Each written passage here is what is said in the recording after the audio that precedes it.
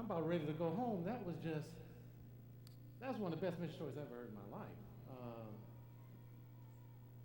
Can you imagine when you just pictured what she was talking about and how the lady was so happy?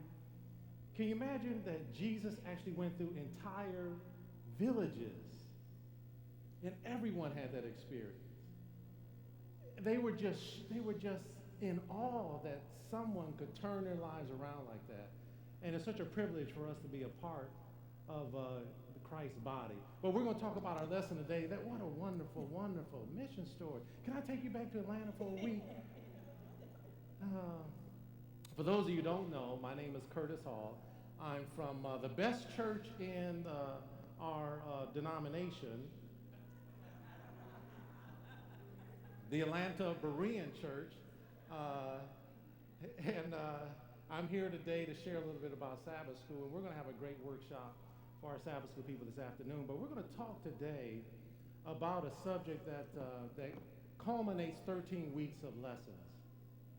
We're going to spend a lot of time today talking about the subject of restoration. All right?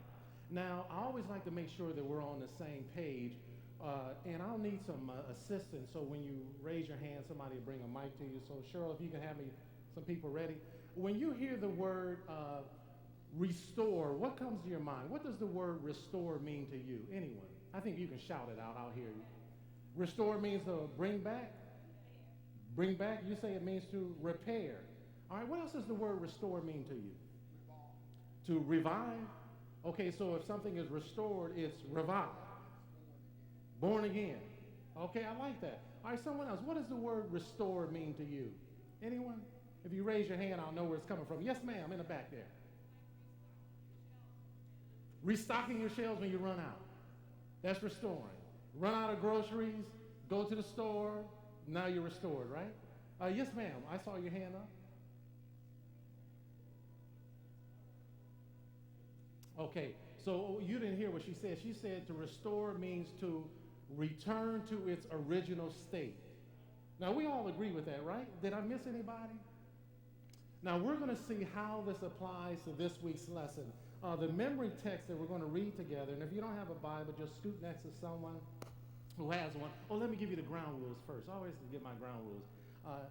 If you're visiting, here's how it's going to work today. If you'd like to make a comment, just simply raise your hand. We'll bring a mic to you. But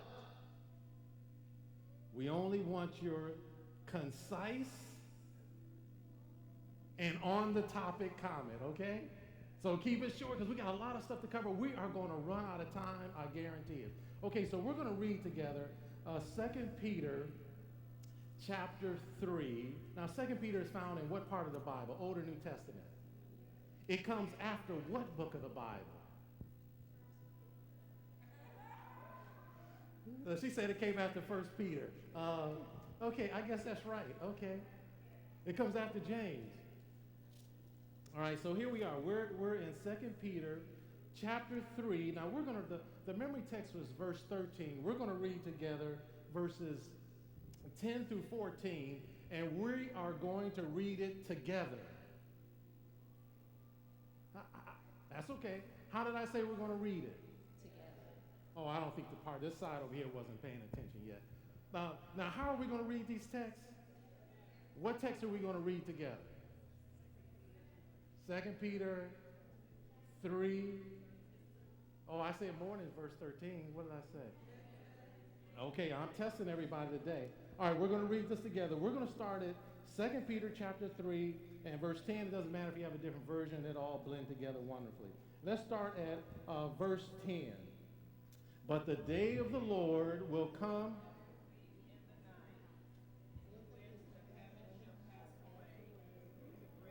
And the elements, the earth also. Okay, now let's pause before we get to verse 11 because I want to make sure we got this. How is the day of the Lord going to come? Has anybody been broke into here? Anybody ever been robbed? Oh. Okay, I saw a lot of hands. There's a lot of crime in Columbus? Okay. All right, y'all should come to Atlanta. There's no crime in Atlanta. None whatsoever. But this seems to imply that when this day comes, it's going to happen suddenly. All right? So all the things that we do to say, oh, it's just about time. Oh, this must be the end of time. Even those of us who feel like we can read the tea leaves, as it were, it's going to come suddenly, okay? We all still together? Marcus, am I still on up here? Okay. All right, now we're in verse 11. Here we go. Let's start all together. Seeing then that all these things shall be dissolved, what manner of persons ought ye to be in all holy conversation and godliness? Oh, let's stop right there. Oh, we're not going to get through this very easily. Peter is saying, if all this is going to happen, what is this question to us? What is this question to us? What is he asking us right here? We just read it together. It said there right in verse 11, it says, all this stuff is going to happen. What kind of people do you think you should be? That's a good question, don't you think? That's a fair question. All right, let's keep going. Verse 12. All together. Looking for and hasting unto the coming of the day of God, wherein the heavens being on fire shall be dissolved with fervent heat. Nevertheless, we, according to his promise,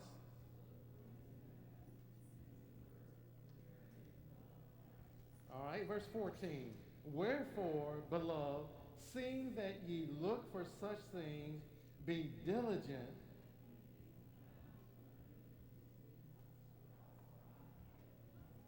Now, we're going to start talking about the restoration of the earth. I'm going to give you a hint. We're going to come back to this verse here. Peter is suggesting that when all this happens, somebody is going to be spotless. Am I reading it wrong? Someone is going to be spotless, right? Now, we really don't like to talk about this, right? Because spotless means what? Wait, let me make sure. We're not all on the same page. So let me make sure. I got to get your attention here. Being spotless implies that we are free from. Peter is suggesting at this day, somebody needs to be spotless. Now, we say that's not going to happen to us till a long time from now. What's our favorite slogan when we start talking about this? We say, what is the word? It's sanctification is that's our escape, isn't it? Well, let's say sanctification is work for a lifetime. I'm only 50. I got a few more years to go. I'm going to just keep doing what I'm doing. All right, I'm off the track. Oh, I'm off the point. I'm telling y'all to stay on the topic. Let's read one more verse together. We're going to go over to Revelation. This is the easiest book in the Bible to find because it is which book of the Bible? All right, we're going to read together Revelation chapter 21, and again, we're going to read it together, verses 1 through 5, and then we're going to examine these in a little bit more detail. Revelation 21, starting at verse 1 all the way through verse 5. Are we ready? We all have it? Okay, here we go. And I saw a new heaven. Wait. Let's read it together, okay? Even if you don't feel like reading, just humor me, okay? And it'll sound much better. Here we go. Let's start all over. And I saw a new heaven and a new earth, for the first heaven and the first earth were passed away, and there was no more sea. And I, John, saw the holy city, New Jerusalem, coming down from God out of heaven, prepared as a bride adorned for her husband. And I heard a great voice. Behold, the tabernacle of God is with men, and he will dwell with them, and they shall be his people, and God himself shall be with them, and be their God. Verse 4, shall wipe away all tears.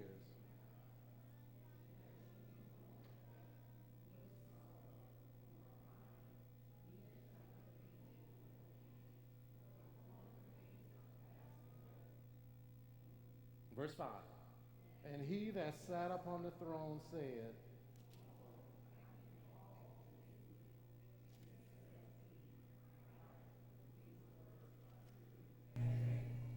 so this is our springboard into restoration.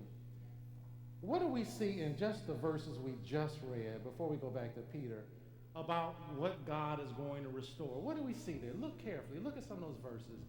And tell me what you see in these verses that God is going to restore. Somebody, raise your hand so we can hear you.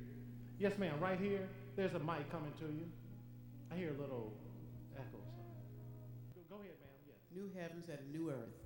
New heavens, what does that mean, though? New heavens and new earth. What does that mean? Everything that pertains to heaven. So it's going to be a different earth and a different heaven?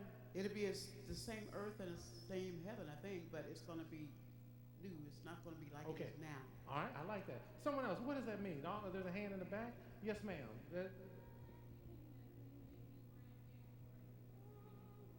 Okay, so you think of it being cleansed by fire, but according to this scripture, it's brand new. Brand new heaven, brand new earth. All things are possible with the Lord. Okay, all right. Someone else. Yes, ma'am. And then I see your hand here. There's a lady's hand right here. Yes, please. That we're going to be restored. All our pain and all our sins will be washed away, and we will be made new again. Okay, so no more pain.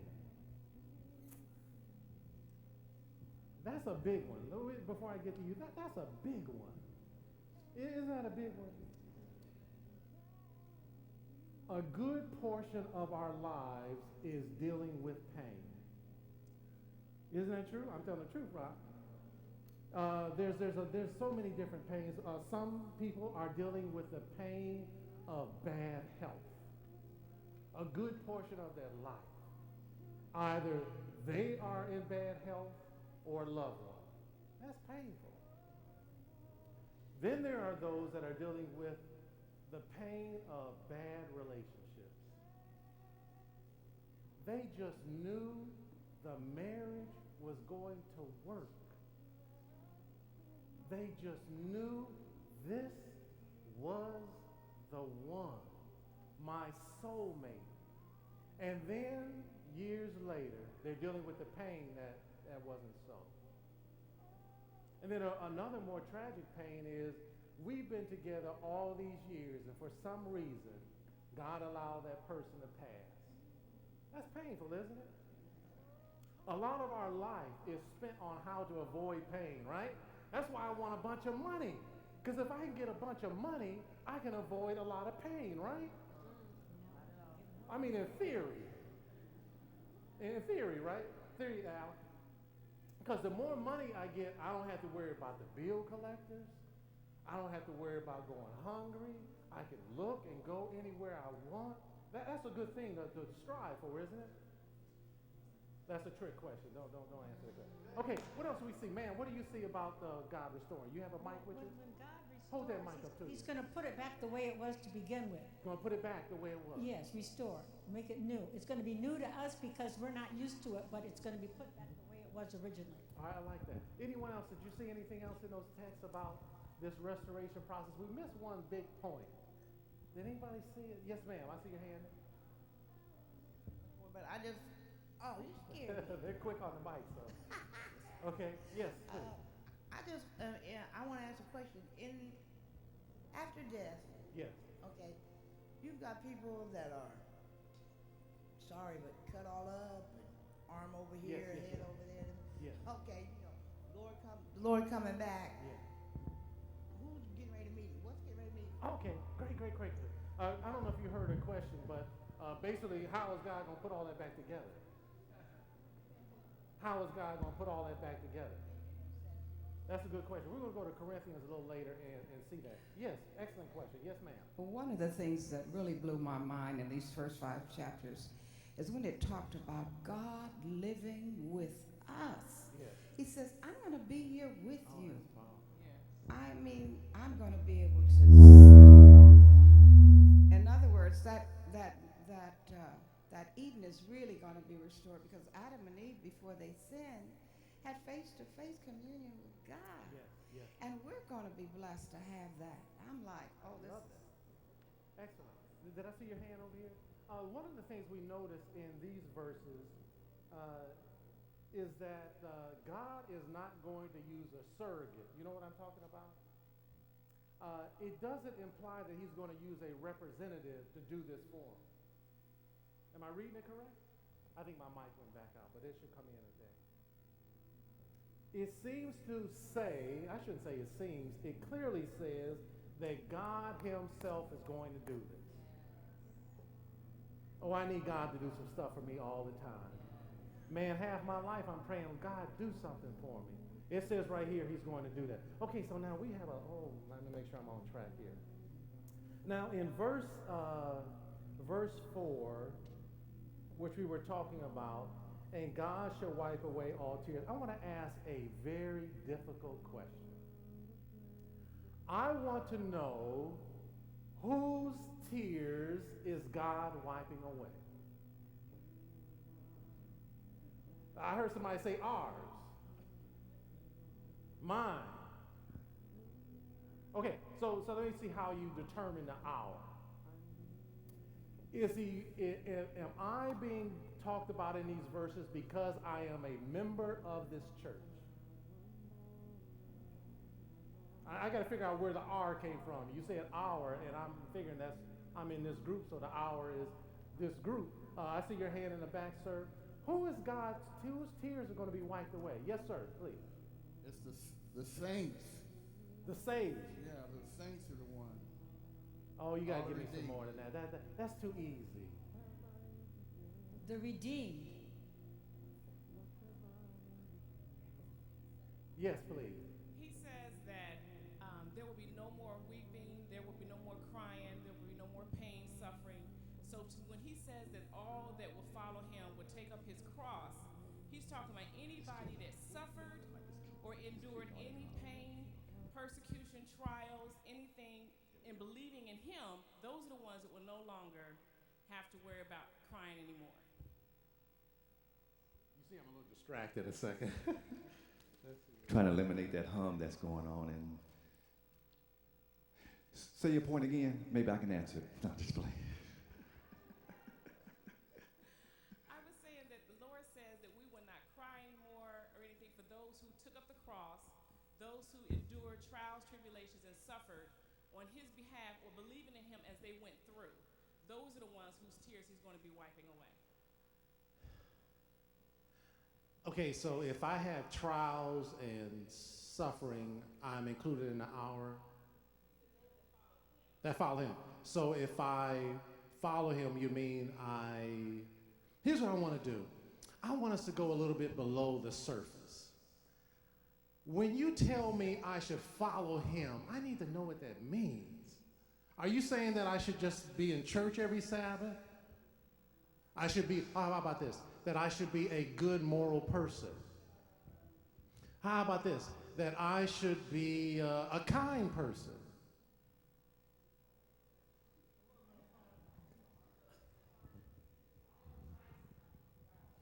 I see your hand back there. Yes, please. Those who endure until the end. Those who what? Endure until the end. Endure. Just be able to keep taking the pressure to the end. Okay? Yes, please. Oh, we're going to go somewhere with this. Just hang on a second. The followers of Jesus Christ, the ones that have endured overcome the things of this world, and our main goal is to follow Christ all the way to heaven. Can I, wait, don't take the mic from him. Could you mind if I pick on you just a little bit? Pick on me. Okay, you gave me your permission. I don't know what you're talking about. Here's why I say that. When you say if I just follow Christ to the end, I don't know what you're talking about. It sounds good, and I repeat it back to you, but I really don't know what he's talking about. So help me understand that. Do you know Christ?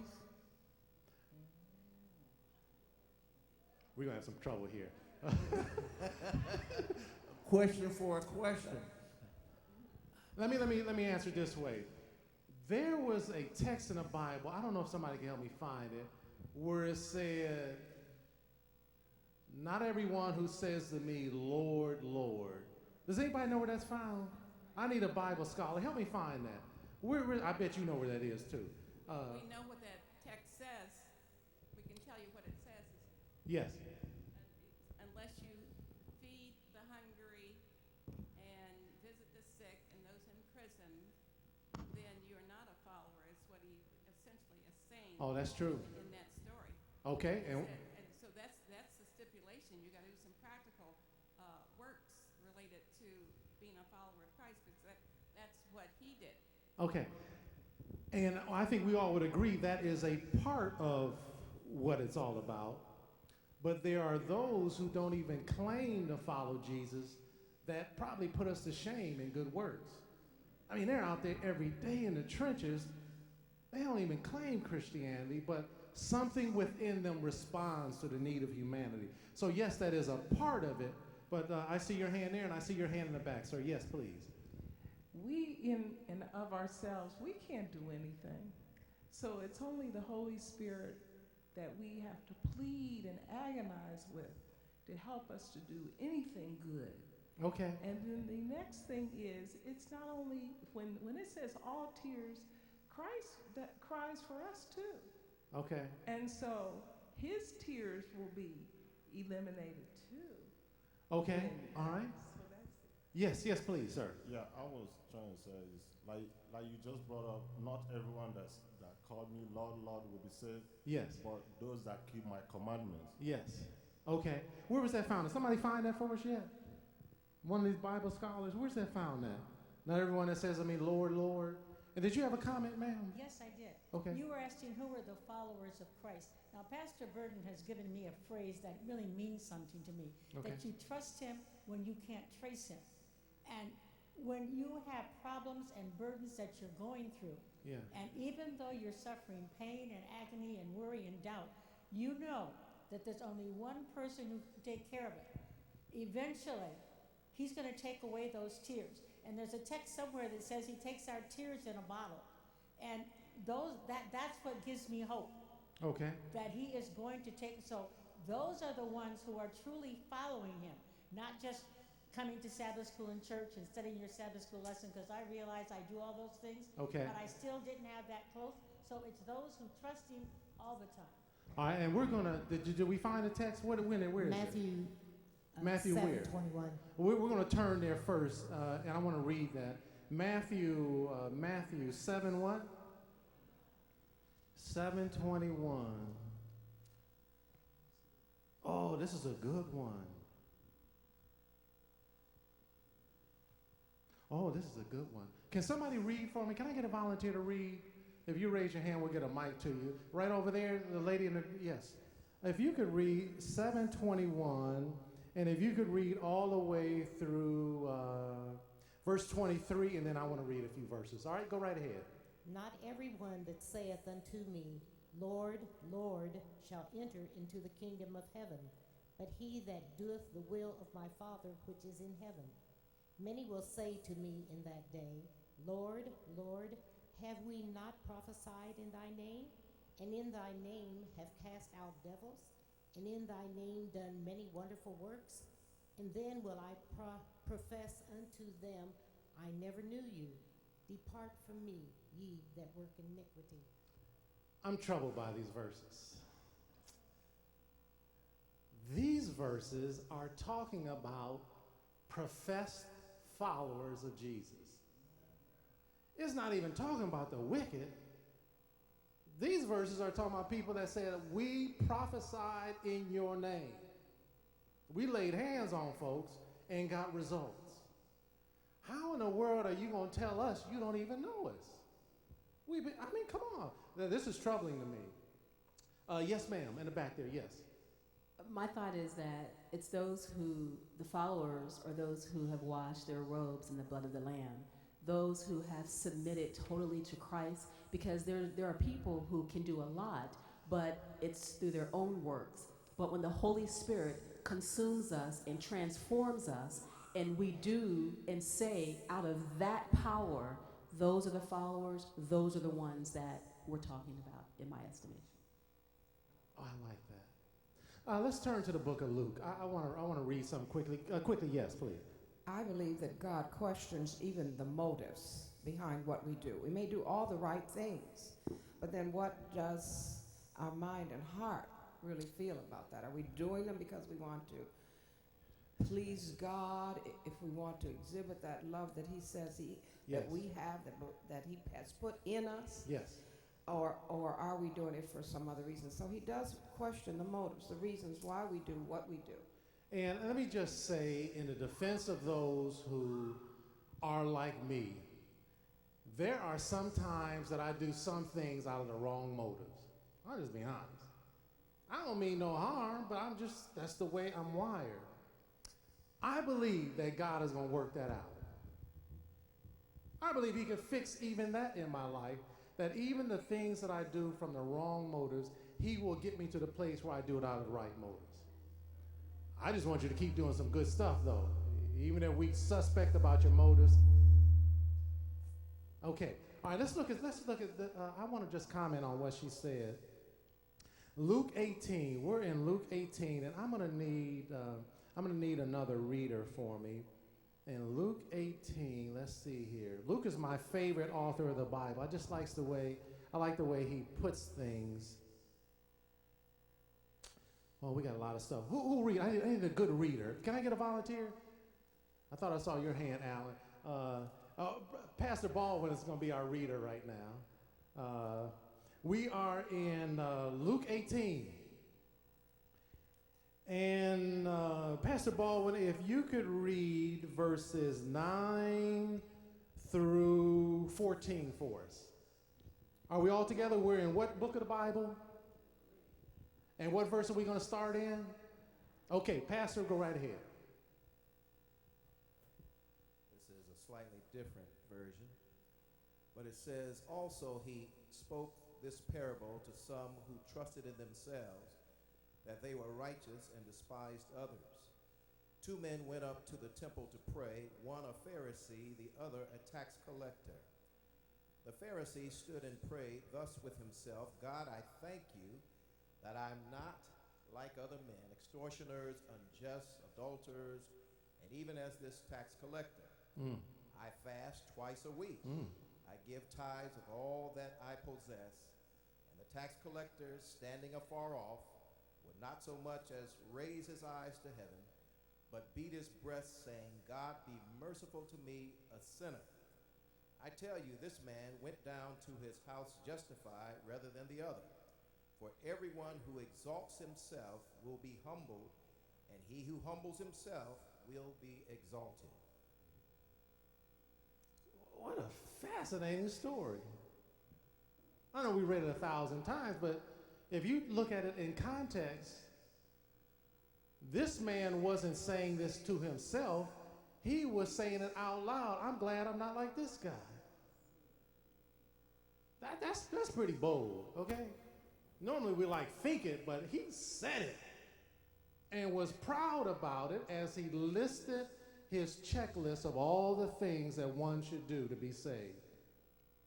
And then this other man comes in, as the pastor read, he was so smitten about himself, he wouldn't even look up. All he said was, he didn't make any claims, right? Make sure I'm not putting it. Did he say I did this and this week? Did he say I passed out 7 garments of clothes? He didn't say any of that. What did he say? Oh, just be merciful to me, a sinner. Jesus tells everyone who's looking on, this man went home justified and the other one didn't. Now that would blow my mind if I was there in Jesus in the crowd. I would say, wait a minute, these are the religious examples that I should aspire to, and he just shattered that myth. But if you keep reading the story, Jesus goes on, and there's parents that are bringing their babies to him. You know the story? They're saying, please bless our babies. And the disciples say, oh, he's a little busy right now. You know, you have to, get a number and come back a little later. He's busy with the big folks right now. This is grown time. Jesus says what? Suffer. All right, and forbid him not, okay? And he says, this is like the kingdom of heaven. But the part I want to get to, there was a man watching all this going on in the background. He saw how Jesus lovingly dealt with the children, and something inside him said, there's something missing from my experience. I know there's something wrong here. I see this love that he has for these children. I can't put my finger on it. There's just something wrong. And then he goes on as a story and says, what must I do be saved? I don't think there's a better question you can ask, do you? Okay, so what did Jesus say when he asked that question? Somebody tell him, just shout it out. What did he tell him? What did he say? If you don't know where I am, I'm in Luke chapter 18. What did he tell the man? He said, why do you call me good? Then Jesus said, he just threw something back at him. He said, keep the commandments. And what did the young guy say? The law says, you think he was lying? No, he was telling the truth. I've done that since my youth. But there's something missing from my experience. I know they say I should be lifting hands in praise. I just don't feel that. They know I should just be feeling bubbly. I just don't feel that. They know I should have peace of mind when I lay down in my bed, but between me and the wall, I don't have that peace of mind. So then Jesus says something radical. What did he tell him? Y'all know the story. What did he tell him? He said, you sell your stuff and you, not give it to the agency to give to the poor, you go give it to them. That's radical. Why do you think Jesus would say something that on the surface seems so crazy? Why? Somebody help me with this. Somebody help me. Why do you think he said that? Give it to me quick. We're going to get a lot. Why do you think he would say something like that? Yes, please. Please. Because Jesus reads the heart. He knew what the man needed to do. Like Jesus reads each one of our hearts, and we don't all carry the same baggage. So he deals with us on an individual basis. Well, let me just say that, and your point is correct. But let me just say that, and trust me on this represents all of us. It's not unique to this young man. It's stark and shocking, but it's not unique to the children. Did I see your hand here? Yes, please. It wasn't really about him having to tell everything. It's about the Lord knowing his heart. Oh. And are you willing to give up everything to serve me? That's what it really was about. That's powerful. I don't know if you heard what she said. Can you say it again for us? It wasn't the fact that he wanted to give it of all of his riches, his possessions. It was he willing to do that to serve Christ? So the Lord was checking out his heart to see, are you really willing to give up everything for me? So it was the heart that he was after. He didn't care because Jesus, he told somebody one time when one of the disciples shot off their mouth about paying taxes, 5 minutes already? He told them go down to get a coin out of a fish's mouth. So the money wasn't the issue, but you were dead on. It was a heart issue. And I saw a hand over here. Yes. Also, he was helping to show us so we could see ourselves. Yes. How true we are to really do what he wants us to do. Yes. This young man had to do something. He wasn't going to coast into heaven. He had to do something. He had to make a decision. That's what he had to do. And he weighed it in the balance. He said, boy, I done worked all these years to get to this point in my life. My mama raised me right. I've done right in world, in business. I got a nice house. I got a nice car. I got a nice career. I'm not sure if I'm willing to give that up. There must be another way. Yes. And it's all boils down to what we all have been saying, which is faith and trust in God. We can compare this particular story to that of Abraham, when God asked him to offer Isaac. God didn't want him to kill his son. Yes. But he just wanted to see how much he could sacrifice. Excellent. I love that. If we had time, we would just turn our page in Luke and go to chapter 19 and see the opposite story. And I'll just tell you for the sake of time. There was a man, I don't know if the word politically correct, you can't say midget anymore, can you?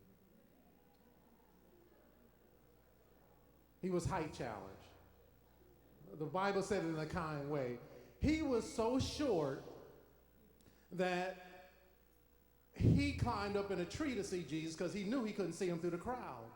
But the interesting thing about this story, especially if you read the background of Desire of Ages, he too was a rich man.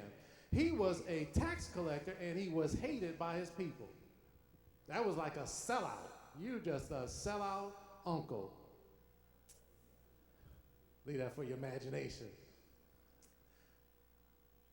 Yet, if you read the story, when Jesus is going, he hears that Jesus is coming, and he's got to see him, so he climbs up in a tree, and lo and behold, Jesus walks right exactly under the tree this rich, height-challenged man is sitting in. Wait, we can't pass this. I know I only have a few minutes, but can you imagine how dignified a rich person is up in a tree?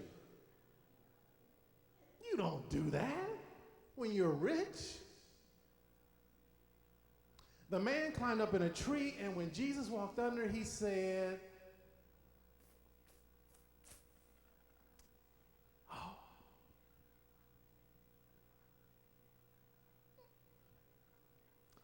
His whole life had already been changed. When he said, listen, I restore whatever I took from people, that process had already started if you read in Desire of Ages. He had already responded to that same call that Jesus gave that rich young ruler. He said, I've already made right. Anything I've taken from somebody, I restored even double. And Jesus said, today salvation has come to your house. Oh, there's a lesson there for us. In all of us, in all of our lives, God is speaking to us privately. He's saying, listen, you're going to have to make this decision. But it's going to work out. If you make the decision, just trust me. It's going to work out. On the surface, it seems like, oh, this is the wrong thing to do. But God is in the restoring business, right? If we had another half an hour, we talk about all the times he restored people, from the withered hand, from the lepers, from the lame, from the blind, from the demoniacs. His whole life was about restoring people. And that hasn't changed. That's why we're here today, right? That's why we come to church, to help us in that process of restoration. Now, I want to be restored. I want to be in that group where the tears get wiped away. Do anybody else want to be in that group? Let's just commit ourselves today. Lord, speak to my heart. Give me the courage to just take you at your word. Even if you don't see the end from the beginning, just give me the courage just to take one step. I guarantee if you take one, he'll take two. I just believe that. I thank you so much for your time, your participation.